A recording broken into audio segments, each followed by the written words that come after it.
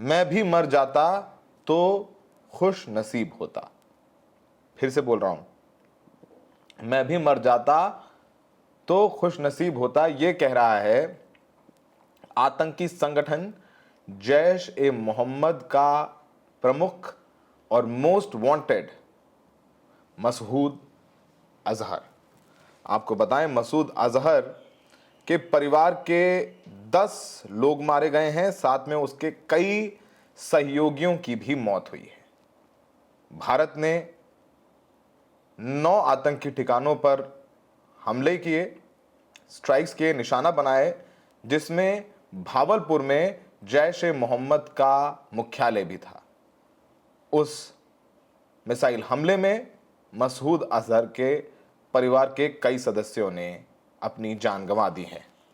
आपको बताएं, बीबीसी उर्दू के मुताबिक ये लेटर जारी किया है जैश ए मोहम्मद ने, इसे मसूद अजहर ने जारी किया है और कहा है कि मैं भी मर जाता तो खुश नसीब होता। मरने वालों में मसूद अजहर की बड़ी बहन और उसका पति, मसूद अजहर का भतीजा और उसकी पत्नी, मसूद की एक भतीजी और उसके 5 बच्चे शामिल हैं। बयान में यह भी कहा गया है कि मसूद के 3 करीबी सहयोगी भी मारे गए हैं और इनके अलावा एक सहयोगी की मां की भी मौत हुई है। आपको बताएं, भावलपुर में जैश के कायम मरकज सुभान अल्लाह में यह हवाई हमला भारत ने किया है। जैश ए मोहम्मद एक बैंड प्रतिबंधित आतंकी संगठन है जिसका सरगना है मसूद अजहर। आपको बताएं कि जो अजहर है वो बहुत बड़े आतंकी हमलों को अंजाम दे चुका है। आपको बताएं कि संसद के हमले के अलावा पठानकोट और पुलवामा में जो हमला हुआ है उसका मास्टरमाइंड अजहर ही था। इसलिए सबसे बड़ी सफलता अगर भारत के स्ट्राइक की है तो वो है भावलपुर में जैश ए मोहम्मद के हेडक्वार्टर मरकज सुभान अल्लाह को तबाह करना।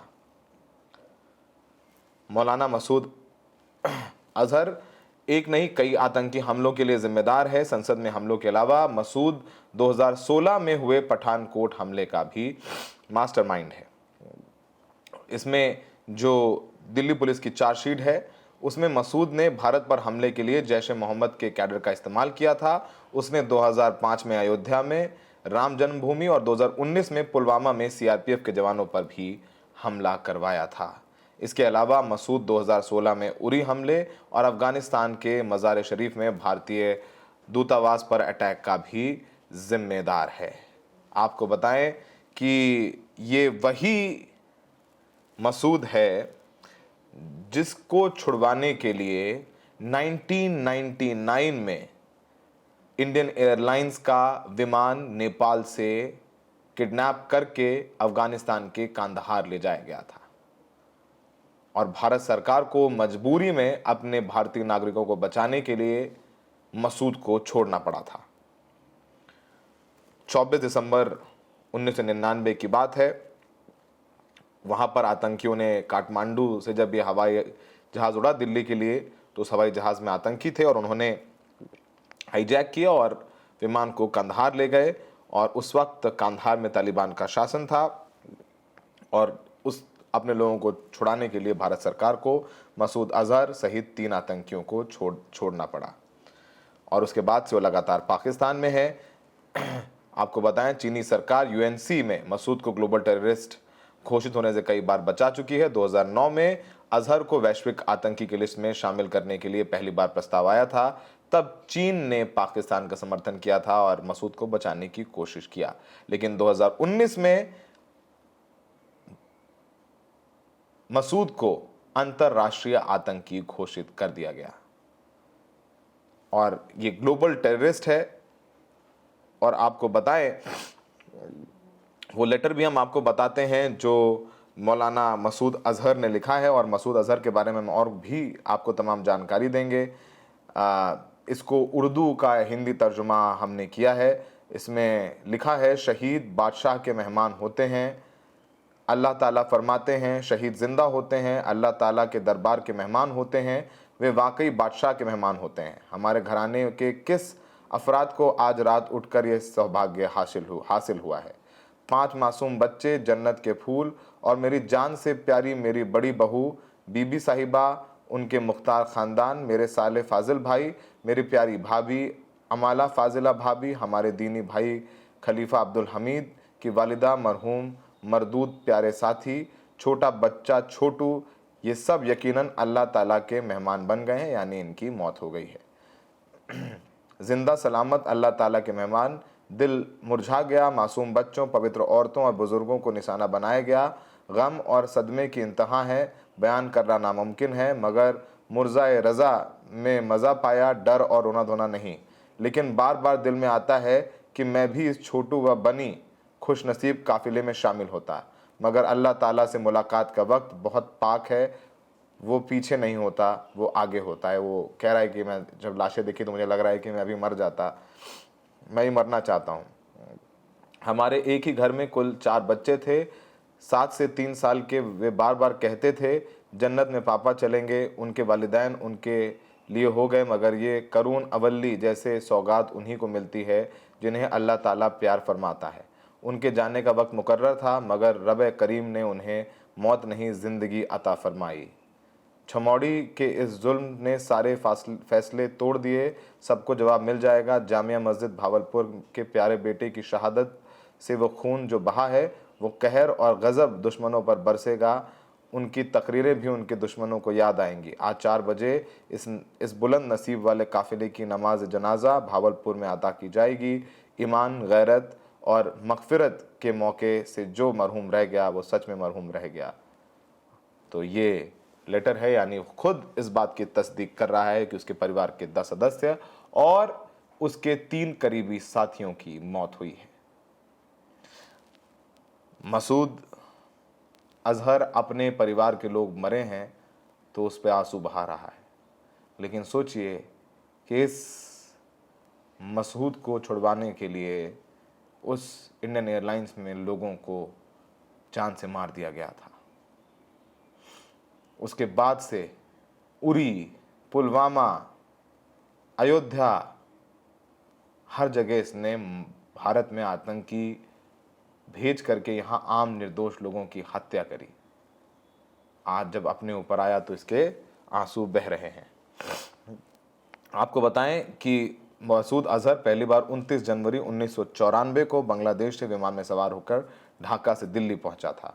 फिर फर्जी आधार तो नहीं होता था, फर्जी आइडेंटिटी कार्ड बना करके श्रीनगर में दाखिल हुआ।